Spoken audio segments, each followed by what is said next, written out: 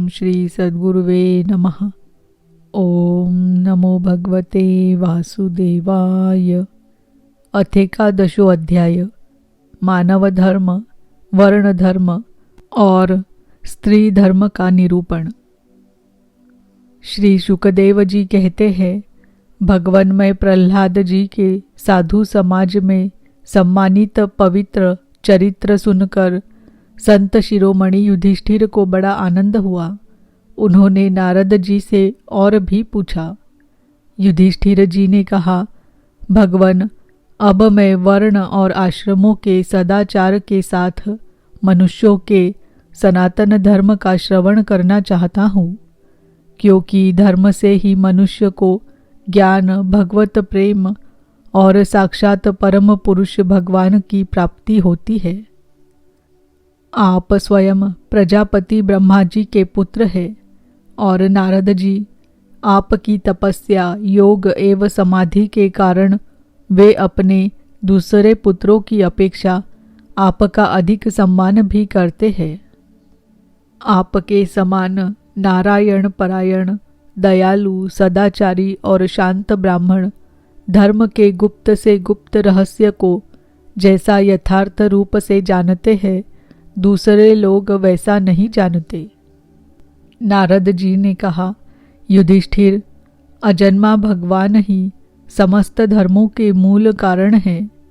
वही प्रभु चराचर जगत के कल्याण के लिए धर्म और दक्ष पुत्री मूर्ति के द्वारा अपने अंश से अवतीर्ण होकर बद्रिकाश्रम में तपस्या कर रहे हैं। उन नारायण भगवान को नमस्कार करके उन्हीं के मुख से सुने हुए सनातन धर्म का मैं वर्णन करता हूँ। सर्ववेद स्वरूप भगवान श्री हरि, उनका तत्व जानने वाले महर्षियों की स्मृतियाँ और जिससे आत्मग्लानि न होकर आत्म प्रसाद की उपलब्धि हो, वह कर्म धर्म के मूल है। युधिष्ठिर, धर्म के ये 30 लक्षण शास्त्रों में कहे गए हैं। सत्य, दया, तपस्या, शौच, तितिक्षा, उचित अनुचित का विचार, मन का संयम, इंद्रियों का संयम, अहिंसा, ब्रह्मचर्य, त्याग, स्वाध्याय, सरलता, संतोष, समदर्शी महात्माओं की सेवा, धीरे धीरे सांसारिक भोगों की चेष्टा से निवृत्ति, मनुष्य के अभिमानपूर्ण प्रयत्नों का फल उल्टा ही होता है, ऐसा विचार, मौन, आत्मचिंतन, प्राणियों को अन्न आदि का यथा योग्य विभाजन, उनमें और विशेष करके मनुष्यों में अपने आत्मा तथा इष्ट देव का भाव, संतों के परम आश्रय भगवान श्री कृष्ण के नाम, गुण, लीला आदि का श्रवण, कीर्तन, स्मरण, उनकी सेवा, पूजा और नमस्कार, उनके प्रति दास्य, सख्य और आत्मसमर्पण, यह 30 प्रकार का आचरण सभी मनुष्यों का परम धर्म है। इसके पालन से सर्वात्मा भगवान प्रसन्न होते हैं। धर्मराज, जिनके वंश में अखंड रूप से संस्कार होते आए हैं और जिन्हें ब्रह्मा जी ने संस्कार के योग्य स्वीकार किया है, उन्हें द्विज कहते हैं। जन्म और कर्म से शुद्ध द्विजों के लिए यज्ञ, अध्ययन, दान और ब्रह्मचर्य आदि आश्रमों के विशेष कर्मों का विधान है। अध्ययन, अध्यापन, दान लेना, दान देना और यज्ञ करना, यज्ञ कराना, ये 6 कर्म ब्राह्मण के हैं। क्षत्रिय को दान नहीं लेना चाहिए। प्रजा की रक्षा करने वाले क्षत्रिय का जीवन निर्वाह ब्राह्मण के सिवा और सबसे यथा योग्य कर तथा दंड आदि के द्वारा होता है। वैश्य को सर्वदा ब्राह्मण वंश का अनुयायी रहकर गोरक्षा, कृषि एवं व्यापार के द्वारा अपनी जीविका चलानी चाहिए। शूद्र का धर्म है द्विजातियों की सेवा, उसकी जीविका का निर्वाह उसका स्वामी करता है। ब्राह्मण के जीवन निर्वाह के साधन 4 प्रकार के हैं। वार्ता, शालीन, यायावर और शीलोच्छन। इनमें से पीछे पीछे की वृत्तियाँ अपेक्षाकृत श्रेष्ठ है। निम्न वर्ण का पुरुष बिना आपत्ति काल के उत्तम वर्ण की वृत्तियों का अवलंबन न करे। क्षत्रिय दान लेना छोड़कर ब्राह्मण की शेष 5 वृत्तियों का अवलंबन ले सकता है। आपत्ति काल में सभी सब वृत्तियों को स्वीकार कर सकते हैं।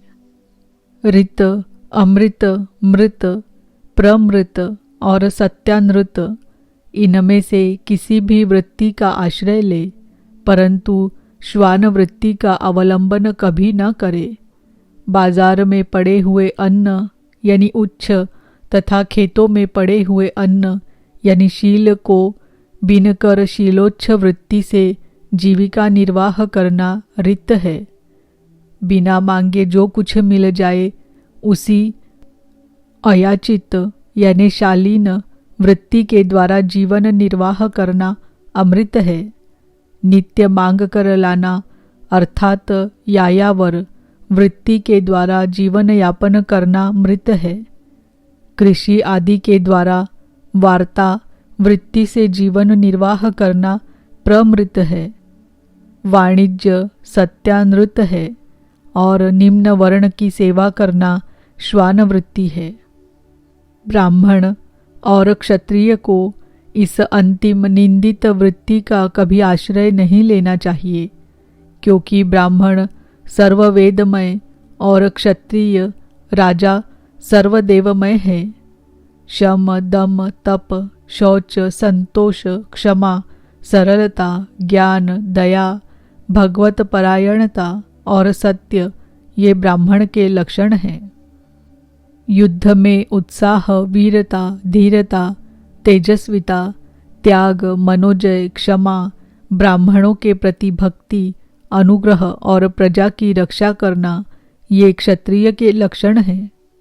देवता, गुरु और भगवान के प्रति भक्ति, अर्थ, धर्म और काम, इन तीनों पुरुषार्थों की रक्षा करना, आस्तिकता, उद्योगशीलता और व्यवहारिक निपुणता ये वैश्य के लक्षण हैं।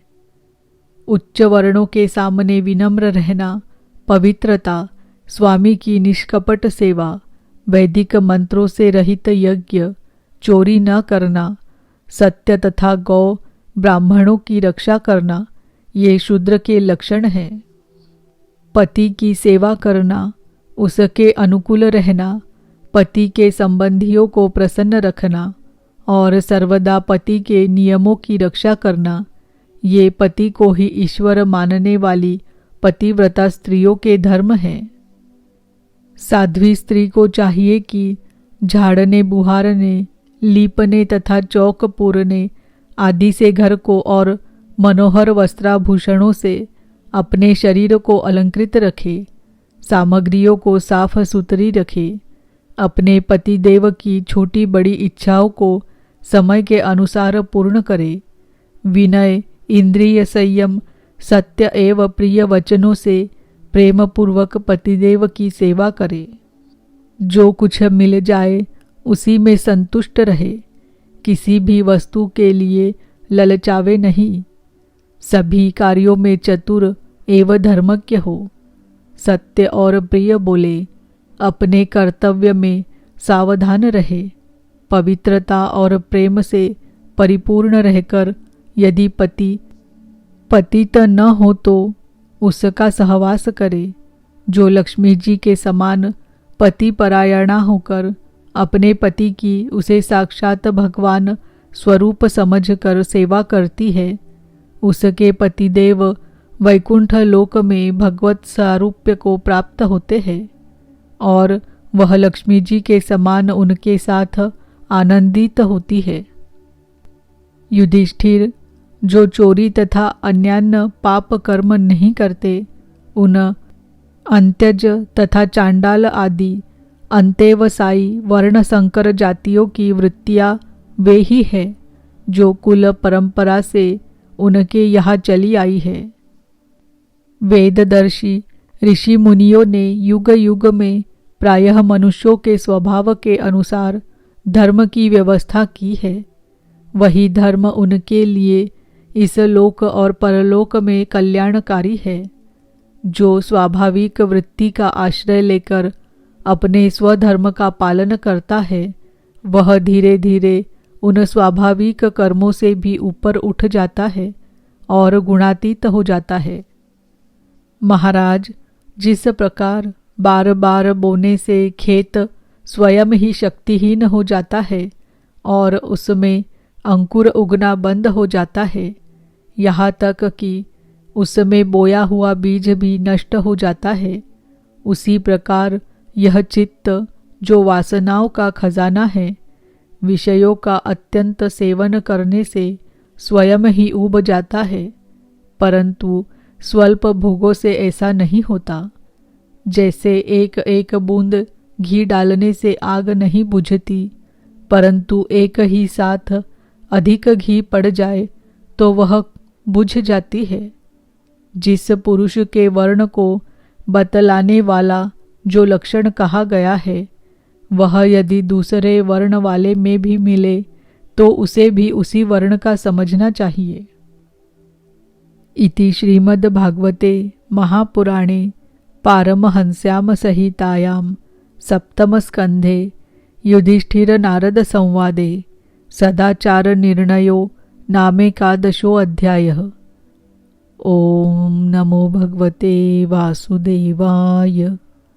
ॐ नमो भगवते वासुदेवाय। ॐ नमो भगवते वासुदेवाय।